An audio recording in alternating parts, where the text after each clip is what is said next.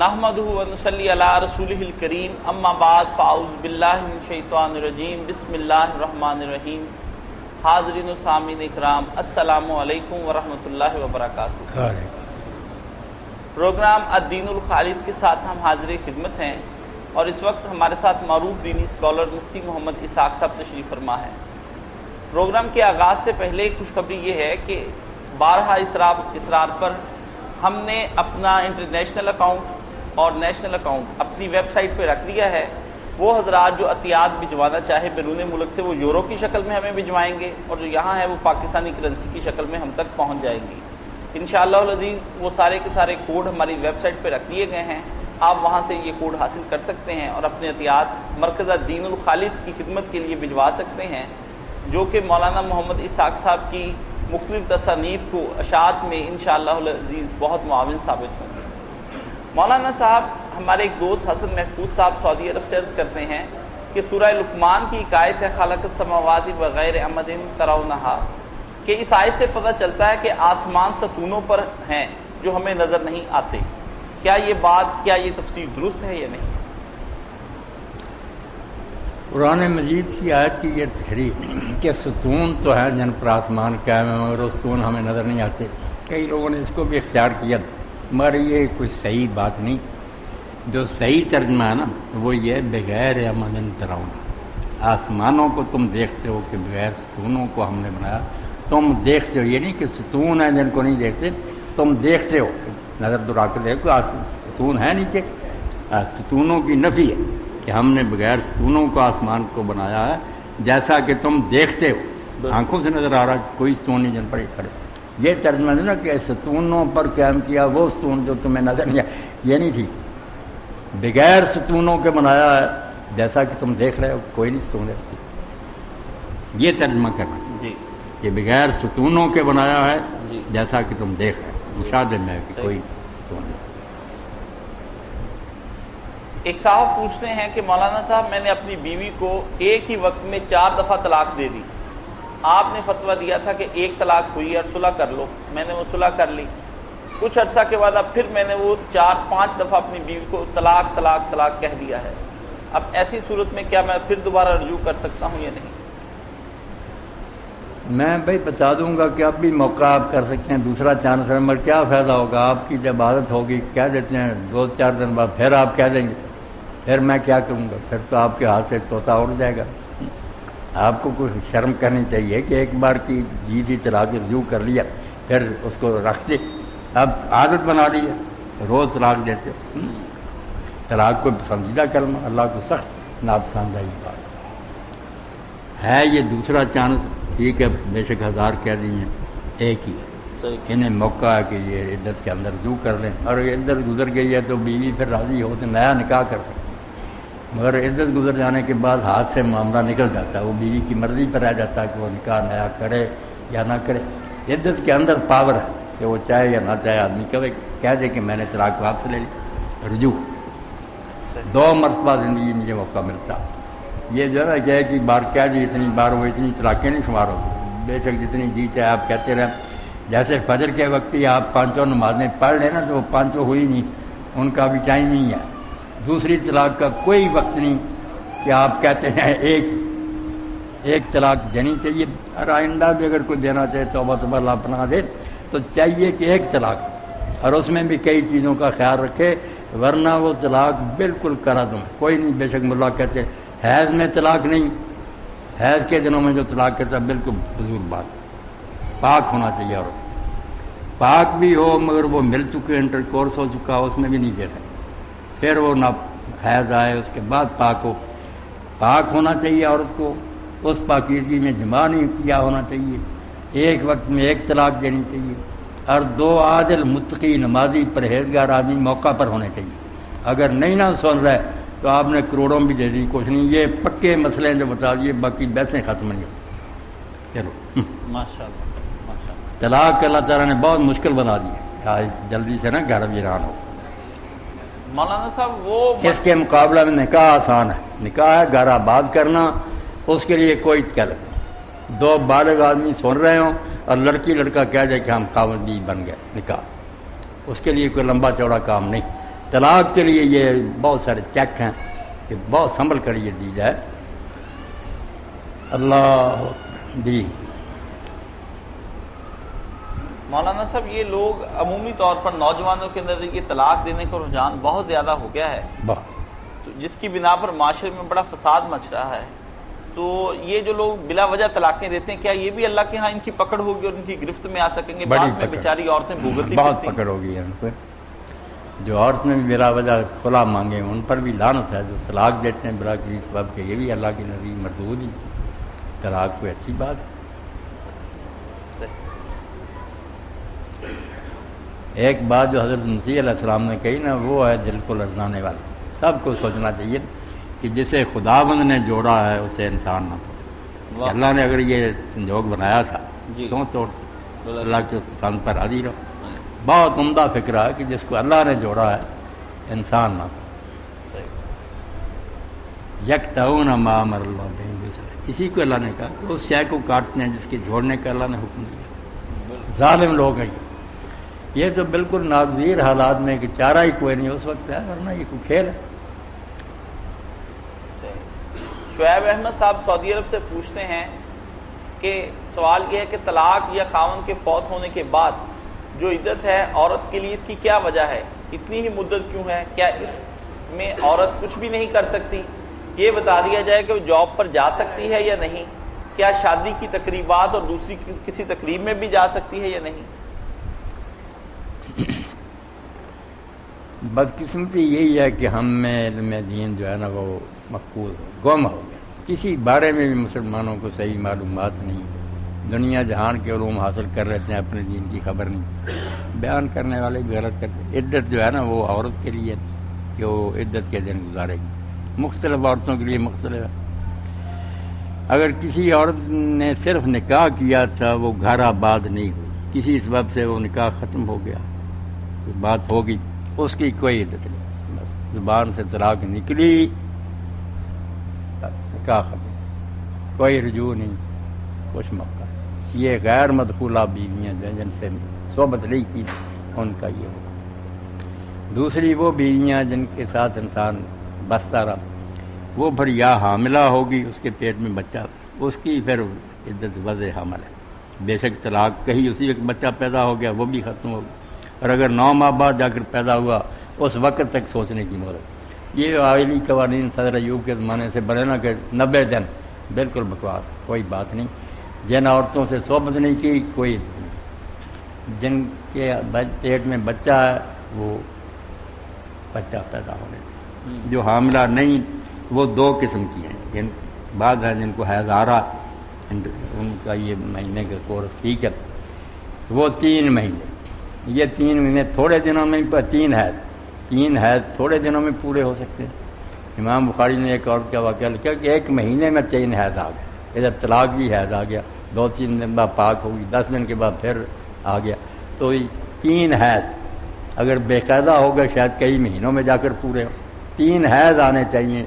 اور جو ہے ایسی ہے کہ اس کو حیض نہیں آ رہا یا وہ 3 مہینے. یہ ساری باتیں جو نا حمل والی بچہ پیدا ہونے چاہیے، حیض والی 3 حیض، جس کو حیض نہیں آ رہا وہ 3 مہینے، جس کو ہاتھ نہیں لگایا اس کی کوئی نہیں.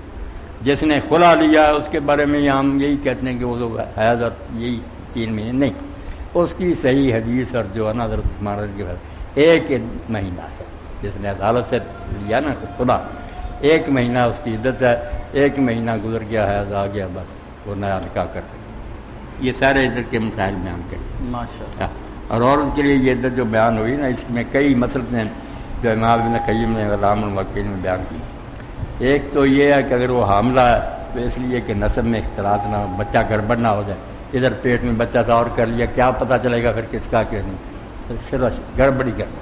تو جب تک وہ پہلا بچہ پیدا نہ ہو جائے اور جس کا ہے حلالی بچہ اس کا نسل صاحب نیا نہیں کرے گا. اور جو موت کے بعد ہے کہ جب خاوند فوت ہو جائے تو 4 ماہ 10 دن وہ عدت گزارے، وہ اس لیے رکھی گئی کہ اس کا بھی پتہ چل جاتا ہے. لمبا اس لیے کر دیا گیا. اس میں ساتھ احداث سوگ بھی شامل ہے کہ یہ کوئی نہیں خاوند مرا اور یہ رنگ رلیاں مچانے شروع کر دے. اتنا رشتہ تھا، کوئی احترام ہونا چاہیے، کوئی افسوس بھی ہونا چاہیے کہ خاوند بچھڑ گیا.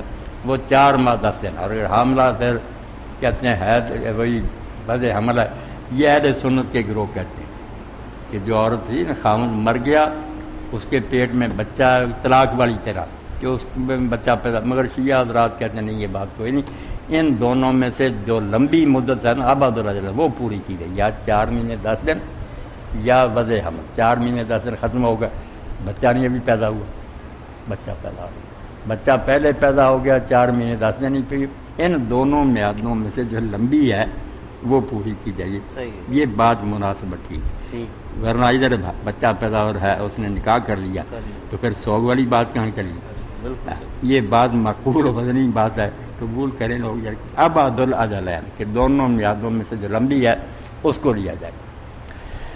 یہی بات میں آپ حضرات کے سامنے کہتا رہتا ہوں، جیسی کہ متون کہ اگر ساری فقہ اسلامی کے لوگ جمع کر لیں، جو آبادی ہے مسکت عمان کے، جو شیعہ حضرات ہیں، جو ان سب کی اکٹھی کر کے اور ماں کا بورڈ ان میں سے چیزیں چھانٹے نا، تو مسلمانوں کی زندگی بہت شاندار و درخشاں بن سکتی۔ ہر فرقے میں کچھ ایسے قیمتی موتی ہیں، مگر سب ضد ہیں کہ اپنی غلط باتوں پر بھی جمے رہیں گے، اس لیے کوئی فائدہ نہیں ہوتا، برا حال ہے مسلمان۔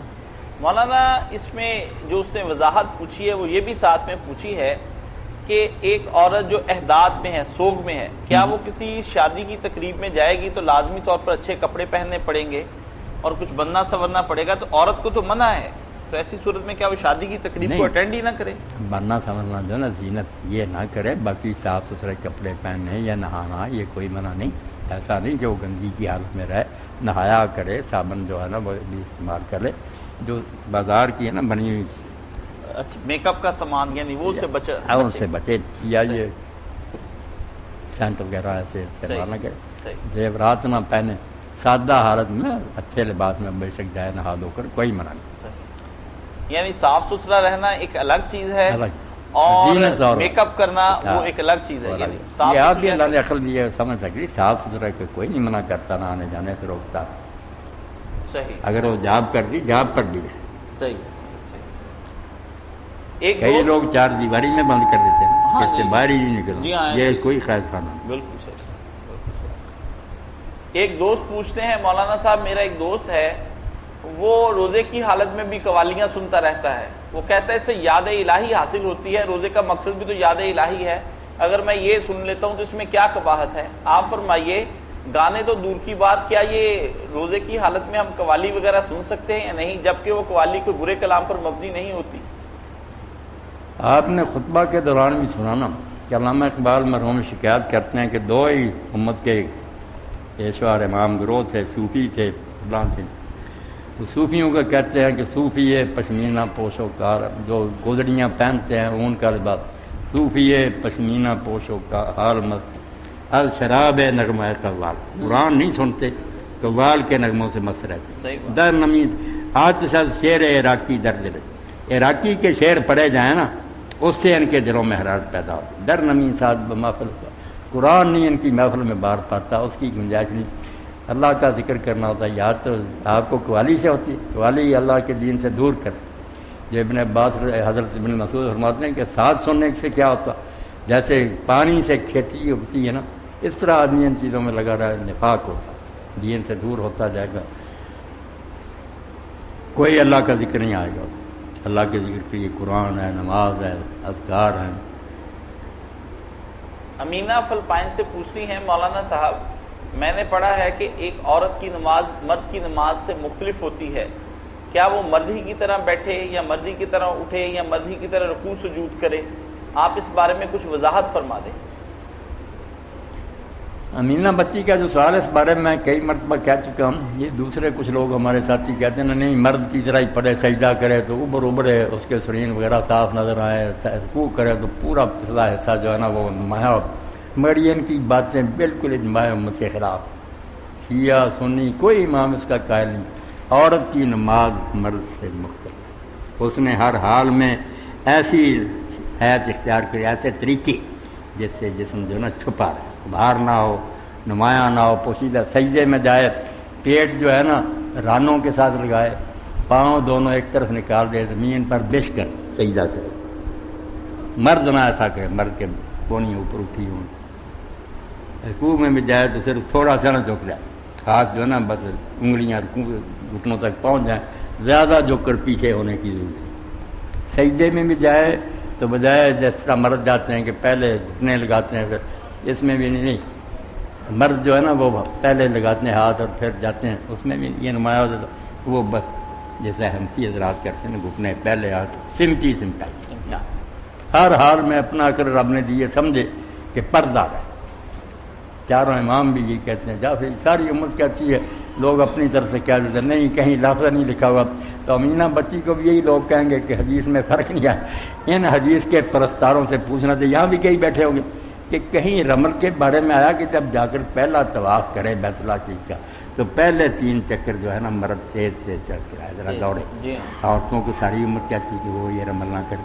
اب لفظوں میں بیٹا یہ کہیں نہیں لکھا کہ آپ نے مرد، ساری امت نے سمجھا کہ عورت بھاگے گی، پستان اس طرح ہلیں گے، کیا ہوگا بے پردگی۔ اسی طرح صفا اور مروہ کے درمیان چکر جو ہے ان میں ہلانا کریں، دونوں ستونوں کے درمیان دوڑنا، مرد دوڑیں گے عورتیں نہیں دوڑیں گی، لفظ نہیں حدیث میں، مگر یہ ساری امت مان، عورتوں نے جو دین سیکھا نا سارے اماموں نے اس کو لینا چاہیے۔ یہاں مولانا یہ بھی ایک وضاحت ضروری تھی کہ خواتین کو ہم نے عمومی طور پر مکہ میں جب وہ کر رہی ہیں صفا مروہ کے درمیان میں، تو میں نے انہیں دوڑتے ہوئے بھی دیکھا ہے، تو خواتین انہیں کون انہیں یہ بتا دیتا ہے کہ آپ بھی دوڑیں؟ بتاتا انہیں بیٹا کوئی نہیں، جیسے آپ دیکھتے ہیں نا کوئی داڑھی والا اس کو سمجھ لیتے ہیں عالم، مسئلہ پوچھنے وہ سارے عالم ہوتے ہیں، اسی طرح دیکھا دیکھی لوگ یہ کرتے جاتے ہیں، زیادہ تو حج پر ان پڑھ اور بے علم لوگ ہی اکٹھے ہوتے ہیں، وہ عالم ہوتے ہیں، عالم جو خاموشی اختیار کرتے ہیں، اس لیے جاری رہتی ہے۔ بتانا چاہیے کہ رمل اور جو ہے نا صفا مروہ کے درمیان تیز چلنا یہ مردوں کی، عورتوں کے لیے کوئی نہیں ہے بات۔ ایک دوست پوچھتے ہیں مولانا صاحب کیا صرف قرآن کریم فقط ہم ناظرہ بھی پڑھ سکتے ہیں اور اس کا بھی کوئی ثواب ہے؟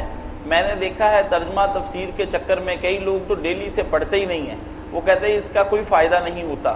برائے مہربانی مجھے فرما دیں کہ ترجمہ تفسیر اپنی جگہ پر صحیح، لیکن کیا ہم یہ ناظرہ پڑھنا اب گھروں میں بند ہو گیا اور کسی گھر سے قرآن کریم کی تلاوت کی آواز؟ یہ بھی شیطان کے حربے ہیں، طرح طرح سے نیکی سے روکتا کہ جو بیچارے پڑھ ہی سکتے تھے ناظرہ دیکھتے، قرآن مجید سے محبت کرتے، عبارت پڑھتے، وہ بھی محروم رہے، انہیں کہا نہیں چڑھنے کے بغیر پڑھنا کوئی فائدہ نہیں۔ پہلا سٹیج ہی تھا وہ برباد کر، پہلے سیڑھی پر تو چڑھتے پڑھتے، پڑھنے میں ایک ایک حرف پر 10 حرف نہیں، اور یہ بھی فرمایا گیا کہ الف لام میم ایک حرف نہیں، یہ 3 الگ حرف، الف لام میم، اور ان پر 30 نیکیاں لگتی ہیں، اس لیے جو پڑھتے ہیں نا بیچارے ان کو نا کہ کوئی فائدہ نہیں، بہت فائدہ۔ باقی جو اس سے آگے پڑھ سکتے ہیں کہ پڑھے لکھیں ترجمہ پڑھ سکتے، پھر وہ آگے چلیں، پھر سے اگلا مرحلہ کے عمل کریں۔ یہ جو ہے نا مطالعہ، پھر علم، پھر عمل، یہ سارے اسٹیجز ہیں، مگر جو پہلے پڑھ چڑھ سکتے ہیں بیچارے سیڑھی پر، وہ وہاں سے بھی کیوں رہ جائے۔ اگر کوئی بیچارہ پڑھ بھی نہیں سکتا، میں نے کئی سادہ آدمی کو دیکھا کہ مسجد میں وہ قرآن مجید کھول لیتے اور صرف انگلی پھیر، وہ پڑھنا نہیں جانتے تھے، محبت سے پھیرتے تھے۔ اب اللہ تعالیٰ ان کی اس محبت کی بھی قدر کرے گا۔ یہاں میاں نور احمد بھی بیٹھے ہیں، وہ بھی منشی فاضل ہیں فارسی کے عظیم ہیں، تو مولانا نے جو رومی نے ایک حکایت لکھی وہ ذکر کے لیے کہ بہت مناسب ہے، جو اللہ اللہ ہم کرتے رہتے ہیں، سمجھ آئیے نا، آج کی محفل میں سمجھیں، یہ نچوڑ ہی سمجھیں، رمضان شریف میں بھی ذکر کی طرف توجہ کریں، پڑھتے رہے ایسے اذکار، رے کا دید مجنوں را یکے سہرا نہ کر۔ ایک جنگل میں گھومنے والے آدمی نے دیکھا کہ مجنوں کیس بیٹھا ہوا، دید مجنوں را یکے سہرا نور در بہا بانے غمش بنشستہ، کہ اپنے غموں میں وہ تنہا بیٹھا ہوا، محبت سے اسی لہلا دی، رے کاغذ بود انگوستان کرا، ریت کو اس نے نا کاغذ بنایا ہوا تھا، اپنی انگلی کو قلم بنایا ہوا تھا، میں نمود بحر کا نام رکھ، کسی کے نام خط لکھ رہا تھا، تو میں اسے پوچھا، گفت ہے مجنون شہزاد چیز تھی، یہ نویسی نامہ بہرے کی، میں نے اس سے پایا مجنون پاگل، تو یہ کس کے نام خط لکھ رہا؟ اس نے کیا خط کیا لکھ رہا ہے؟ گفت مشق نام لیلا نیک کنا، آج میں لیلا کے نام کی مشق کرتا ہوں، لیلا لیلا لیلا لیلا، اس طرح دل میں جو آگ ہے اس کو تسلی دے۔ تو رومی فرماتے ہیں عشق مولا کا لیلا تو لیلا کے عشق سے بھی اللہ کی محبت کم ہوگی. بہرے وہ اللہ کے لیے تو زیادہ چاہیے کہ ہر وقت اللہ اللہ اللہ لا الہ الا اللہ پڑھتا رہے. گفت مشق نام لیلا خاطر خدا تسلی، اپنے دل کو تسلی دیتا ہے، اس نام سے دل کو ذرا سکون ملتا ہے. تو پھر فرماتے ہیں عشق مولا کیا کمت لیلا ہوا بہرے ہوئے. اللہ کے لیے تو زیادہ چاہیے کہ آدمی اس کام میں گم ہو. تو معمولی نہ سمجھا کریں پڑھے لکھے بھی گمراہ ہو گئے، ذکر نہیں کر. ذکر جو ہے نا بیان اس کے لیے مجھے یاد ہے 10 ذکر ہیں سارے حضور نے جوڑے. دفتر بے شک کتنا لمبا، خلاصہ 10 ہے. وہ انشاءاللہ نا اسی جمعہ میں کہنا بیان کریں انشاءاللہ کہ یہ 10 ہیں ذکر. اس کے آگے ایک ایک کی بہت ہیں لمبی چوڑی دعائیں، مگر اس کو اپنا رہے ہیں. ایک ایک ذکر دینا اس کا ایک ہی ٹکڑا لے رہے، کچھ ایک اس کے لیے کرتے جائیں. کل اذکار جو ہے نا نبی علیہ السلام اس کا 10 ہیں، اس کے سارا اس کے اندر آ. اس کا مطلب ہے کہ انسان کو اٹھتے بیٹھتے اللہ کا خصوصی ذکر ہر کرتے رہنا وقت چاہیے. یاد کرے، اللہ کو یاد کرے، اس کے سور اور اس کی حال کو یاد کرے. یہ درود شریف ان 10 ذکروں میں ماشاءاللہ ماشاءاللہ. اللہ کے رسول اور ان کے جو پیروکار جنہوں نے ہم تک پہنچایا ان کا احسان ماندو، ان کے لیے دعائیں کرتا رہا. مولانا یہاں سردس یہ بھی ایک بتا دیں کہ یہ قرآن کریم میں آتا ہے کہ جو لوگ اللہ سے محبت کرنے والے وہ سحری کے وقت استغفار کرتے ہیں. تو کیا ہم روزہ رکھتے وقت استغفار پڑھتے رہا کریں منہ سے جب ہم سحری کھا رہے ہوتے ہیں، یا اس کے لیے کوئی الگ وقت متعین کر لیں؟ اس کے بارے میں تھوڑی وضاحت فرمائیں. سحری تو اسی لیے کہتے ہیں کہ وہ سحر کے وقت کھائی جاتی ہیں، ورنہ بلا سحر جو ہے نا وہ صرف روزوں میں نہیں، سارا سال جو وقت ہے نا تہجد کی نماز کا کہ فجر کی اذان سے پہلے یہ اسحار ہی سحر کا وقت ہے. تو یہاں ہی کہا کہ میرے بندے جو ہیں ان کے پہلو بستروں پر نہیں ٹکتے، وہ سوئے نہیں رہتے غافلوں کی طرح. اب تو حال ہو گیا کہ سورج نکل کر لوگ بڑی مشکل سے فجر پڑھتے ہیں. فرمایا میرے بندے تتجافا جنوبہم، وہ کہاں سو سکتے ہیں، ٹکتے نہیں ان کے پہلو بستروں، کھڑے ہوتے ہیں. وہ بالاسحار ہم جیسے تہجد پڑھ پڑھ کر تھک جاتے ہیں، مگر جب سحر ہونے کا وقت آتا اس وقت بھی معافی مانگ رہے ہوتے ہیں کہ ہم سے کچھ نہیں ہو سکا، مہربانی فرمانا بخش. بڑا قیمتی وقت ہے سحری، بڑا قیمتی ہے. ایم ڈی رحیم اللہ انڈیا سے ہم سے پوچھتے ہیں مولانا صاحب یہ قرآن کریم جب ایک آدمی اپنی زندگی میں کاشوں نے پوچھا نا تو پھر سعدی رحمۃ اللہ علیہ بھی یاد آئے. وہ کہتے ہیں کل صبح کے وقت ایک پرندہ جو تھا نا وہ چیخ رہا جی، اس کے چیخنے سے اس کے نالے سے نا میری عقل ہوش اور ساری طاقت جاتی. میں بے ہوش ہو گیا، بڑا رویا. تو میرے ایک ساتھی تک بھی آواز پہنچ گئی تو اس نے کہا مجھے یہ امید نہیں تھی کہ ایک پرندے کے چہچہانے سے تو اتنا بے قرار ہو جائے گا. گفتم میں نے اس سے کہا کہ یہ انسانیت کا طریقہ نہیں کہ پرندہ اس وقت خدا کو یاد کر رہا اور میں سویا ہوں. اس لیے فجر کا وقت پرندہ چہچہا رہا ہو، یاد کر رہا اپنے آقا کو. گفتمی شرط آدمی اتنے مرغ تسبیح خان و من خواب، مرغ اس وقت صرف تسبیح کر رہے ہوں پرندے اور ہم سوئے پڑے. یہ بدقسمتی ہے بیٹا. قرآن و حدیث ہمیں جھنجھوڑ کر سچا انسان ہی بناتے ہیں اور کچھ نہیں. اللہ انڈیا سے ایک دوست پوچھتے ہیں مولانا صاحب قرآن کریم انسان کو جب وہ زندگی میں پڑھے گا تو فائدہ دے گا، لیکن اگر مرنے کے بعد اس کا کوئی رشتہ دار اس کو پڑھتا ہے تو اس کو کیوں نہیں فائدہ دے سکتا؟ اصالہ ثواب کی یہ دلیل کس حد تک کارگر ہے؟ برائے مہربانی اس کی وضاحت فرما دیں. نہیں بس انہوں نے بیان کر دی، کچھ توق تو نہیں رہے کہ میں کھانا کھاتا ہوں اس وقت وہ کھانا مجھے فائدہ پہنچاتا. اب کوئی دوسرا کھانا کھا کر میں نے جو کھایا اس کا اثر مولوی صاحب کو ہو جائے یہ تو کوئی بات نہیں. یہ سارے صاحب جو نا یہ سارے مسلمان جو کرتے سارے گروہ تقریباً یہ بے اصل ہے. بے شک مجھ پر فتویٰ لگائیں کوئی آدمی نیکی کر کے دوسرے کو نہیں دے سکتا. دعا کر سکتے ہیں ہمارے کے لیے جو فوت ہوئے، جنازہ پڑھیں، قبر پر جائیں، آگے پیچھے کریں. بخشش کی دعا اللہ کے خزانے بھرے ہوئے ہیں. آپ بجائے اس کے کہ میں نے 2 رکعت پڑھی جو ہے نام اس کا مجھے ملنا نا، یہ مجھے نہ دے فلاں کو دے، یہ اللہ پر بھی تومت کہ اللہ کے پاس اپنا کچھ نہیں کہ میرا بھیجا ہوا پارسل آگے بھیجے گا، یہ کوئی نہیں. اللہ سے کہیں کہ تو بخش رحمت فرما. یہ سارے ثواب کوئی چیز نہیں، نیابت پر حق کہ آپ نے روزے چھوڑے بلا وجہ، تندرست سے رمضان کے روزے آپ کے ذمہ رہ گئے، یا آپ نے منت ہی مان لی کہ میں اللہ یہ کام کرے اتنے روزے میں نہیں رکھ سکے. اسی طرح حج آپ کا رہ گیا یہ ہے کہ کسی کا فرض اس کے ذمہ رہ گیا نا، اس کی جان نہیں چھوٹتی، وہ قرض بن جاتا، وہ جیسے اس کے وارث بندوں کا قرض ادا کرتے ہیں نا، یہ اس کا نائب بن کر اس کی جہاں اس کی اولاد پھر یا دوست وہ قرضہ ادا کرے. یہ فرض کی بات ہے جو اس کے ذمہ تھا اور وہ خود کرنا چاہتا تھا، کسی وجہ سے نہیں. اس کو کہتے ہیں نیابت، کہ اس کا نائب بن کر اس کا فرض ادا کر دینا. یہ اگر وہ نیت رکھتا تھا تو جان چھوٹ جائے گی، ورنہ حضور نے فرمایا جیسے بندوں کا قرض ہے نا، اللہ کا بھی یہ قرض ہے. تو آپ سوچتے ہیں جو ہٹے کٹے تندرست نہیں رکھتے ان کا کیا اثر ہوگا؟ جب مرے کی جان بھی نہیں چھوٹتی جب تک اس کی طرف سے وارث ادا نہ. جو نفلی نیکیاں نا کہ اس کا تو خیال بھی نہیں تھا میں اب کر کر کے دوں، یہ نہیں گننے کیا. صدقہ بھی وہی ہے کہ سعد بن عبادہ نے کہا میں سفر میں تھا، میری ماں فوت ہو گئی اچانک، اس سے لوگوں نے کہا خیرات کرو. اس نے کہا جی تو چاہتا ہے خیرات کرنے کی، مگر میں مالک نہیں. مالک تو بیٹا جب ان کو بتایا انہوں نے حضور سے یہ کہا کہ موقع ملتا تو صدقہ کر. اس وجہ سے آپ نے تم ان کا ارادہ پورا کر.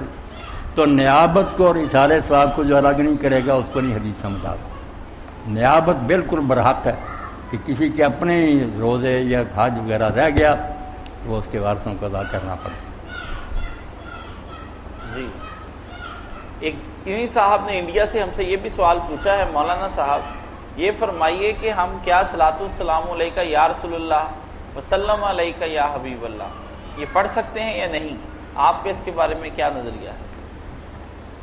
آپ پوچھتے ہیں تو میں بتاؤں گا، مجھے کوئی ہچکچاہٹ نہ میں کسی کا لحاظ کروں. آپ مجھ سے پڑھوائیں، میں آپ کو کیا پتہ کتنی مرتبہ پڑھتا.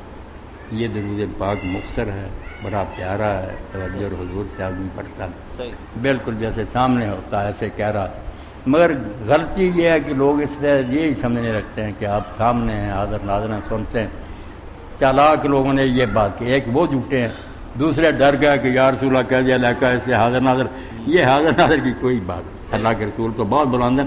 ہم قائد اعظم ہیں علامہ اقبال، ان کو اے قائد اعظم اے اقبال یہ اشعار پڑھتے ہیں، ان کی خدمت میں نذرانہ عقیدت ہے. اے کہہ کر یہ عربی میں آئی ہے، یہ اپنے ذہن میں ان کو حاضر کر کے محبت سے کہتے ہیں.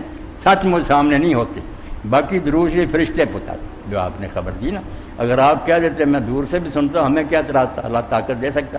مگر خود آپ نے فرمایا کہ من صلی اللہ علیہ جو درود پڑھتا ہے انا باللہ ملائکۃ سیّاحین کر، اللہ کے فرشتے ہیں جو زمین میں گشت کرتے ہیں، یبلغونی من امتی السلام، وہ میری امت کا سلام پہنچا دے. جیسے میں کہوں نا السلام علیکہ یا نبی یا السلام، تو اسی کو ڈائل کر دیں. تو یہ سمجھ کر کوئی ڈر نہیں، پڑھا کریں، چھوڑیں سنیت وہابیت. جی سعود ہاشم صاحب یہ جلندری نے جو سلام کہا وہ بیٹا عربی میں کریں یہی ہے. سلام ہے آمنہ کے لال ہے محبوب صبح، سلام ہے فخر موجودات فخر نو انسان. یہ عقیدت کا بیان ہوتا ہے، اس میں سننے سنانے کی کوئی بات نہیں. دونوں گروہ غلط ہیں، جو چڑھتے ہیں یہ بھی برے، جو حاضر ناظر سمجھ بیٹھتے ہیں ان کی بھی غلط. سعود ہاشم صاحب کہتے ہیں میں سعودی عرب میں مقیم ہوں اور میرا گھر مسجد سے کافی دور ہے، تو میں نے گھر میں ہی جماعت کروانا شروع کر دی. اب میرا گھر مسجد کے قریب آ گیا ہے، میں وہاں جانا شروع کر دیا ہے، لیکن اب میرے بچے اور میری بیوی پر ویسے ہی تربیت کے اثرات مرتب نہیں ہوتے جیسا کہ میں پہلے نماز گھر میں پڑھتا تھا اور ان کو اپنے پیچھے کھڑا کر لیتا تھا. ایسی صورت میں کیا میں مسجد میں جانا ترک کر دوں، گھر میں ہی پڑھنا شروع کر دوں تاکہ ان کی تربیت ہوتی رہے؟ برائے مہربانی مجھے اس کے بارے میں ذرا وضاحت سے فرما دیں. بڑے خوش نصیب میں، اللہ نے آپ کو توفیق دی بچوں کی تربیت کا. آپ کو خیال ہے یہی ہونا چاہیے، اولاد کو دوزخ سے بچانا چاہیے. مگر دوسری طرف جو ہے نا مسجد قریب ہے تو وہاں آپ کو جماعت کے ساتھ شامل ہونا چاہیے، یہ بھی بہت ضروری حکم ہے. آپ وہیں جائیں. ان کے لیے یہ کریں کہ ویسے ان کو سمجھا کر، اور کبھی کبھی نفلوں کی جماعت میں کر لیا کرے، کوئی رکھتے ہیں جو نا اشراق وغیرہ کی ذات، اس میں امام بن کرے یہ پڑھا دیا کرے. چلو دوسرا کام بھی ہو جائے گا تربیت. با جماعت نماز جو نا فرض یہ مسجد میں پڑھے.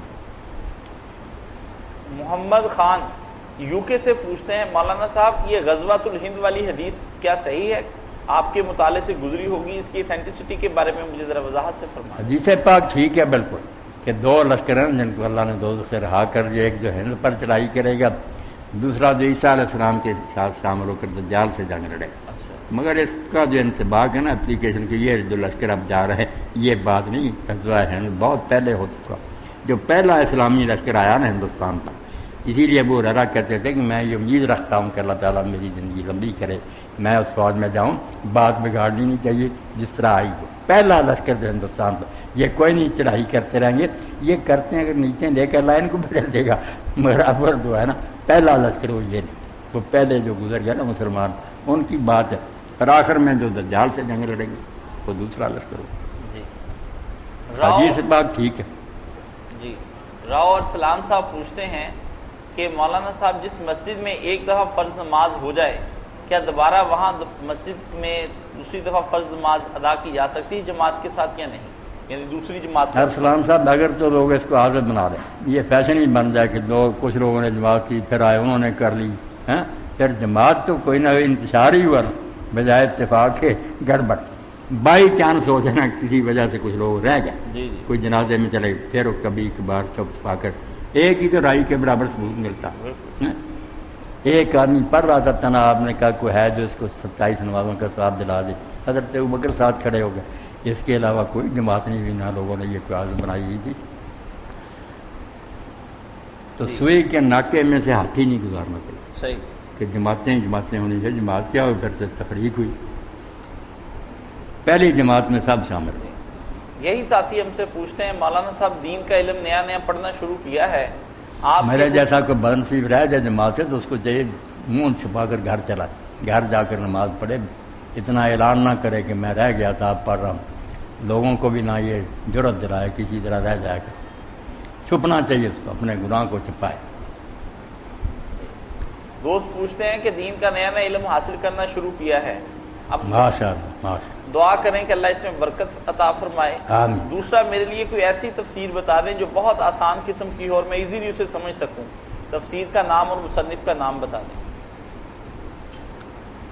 یہ سوال بہت بچوں کی طرف سے آتا ہے، ان دنوں میں بڑے لوگ ملے بھی ہیں اور دور سے ہی پوچھتے ہیں کہ کوئی ایسی تفسیر جو ہماری دسترس میں وہ مل بھی سکے، ہم سمجھ سکیں اس کو، پہلے بڑی اونچی کتابیں بتا دیں، کیا سمجھیں گے بیچارے۔ ہاں جی تو اس کے لیے اگر وہ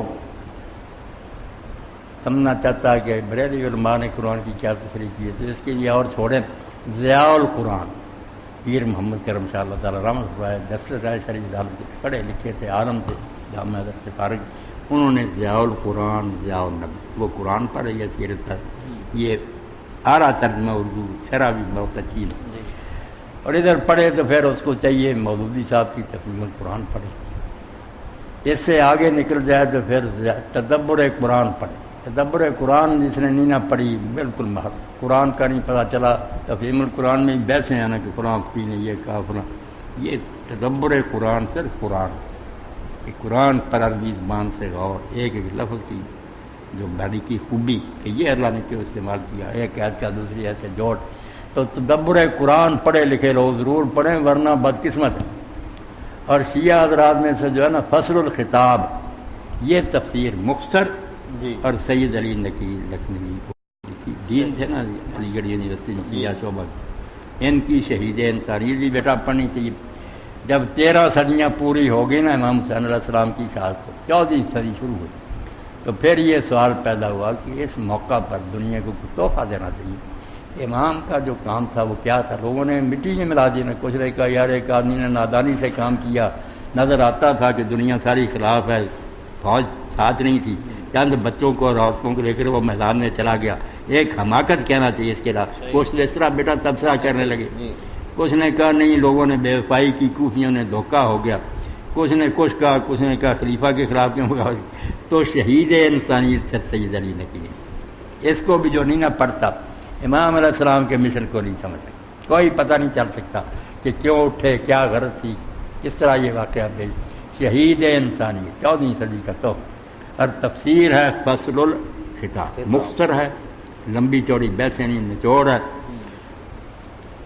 اب اور کوئی بات ہے تو پوچھیں۔ یعنی بریلوی حضرات اگر ضیاء پڑھنا چاہیں تو ضیاء القرآن دوسرے بھی پڑھیں، ضیاء کوئی نہیں، النبی۔ میں نے بتا دیا کہ اگر وہ پہلے پڑھنا چاہتا نا ایسے خیالات کے حامل لوگوں، پیر کرم شاہ صاحب بھیروی صاحب کی اللہ رحمت فرمائے، بہت پیاری کتاب۔ اسی کے ساتھ ہم آج کا پروگرام ختم کرتے ہیں، وآخر دعوانا ان الحمدللہ رب العالمین۔ سبحان